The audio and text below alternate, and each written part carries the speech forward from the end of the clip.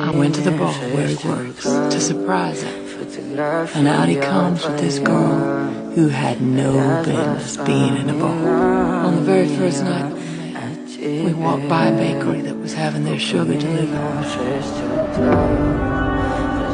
That this child might really save our marriage, but I could be wrong.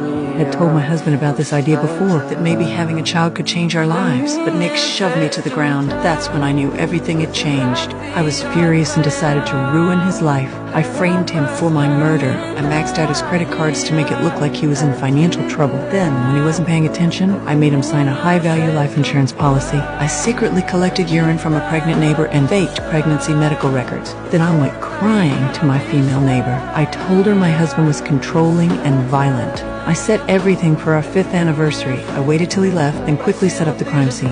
Then I put a diary in the oven. I'd spent a year writing fake entries, starting sweet, then fabricating stories of abuse, fear, all perfectly timed. I burned it just enough to make it look like he was destroying evidence. After that, I flipped the sofa over and shattered the glass coffee table. Then I drove away in the used car I prepared. When my husband came home and saw the scene, he froze. He found the glass and coffee table both shattered.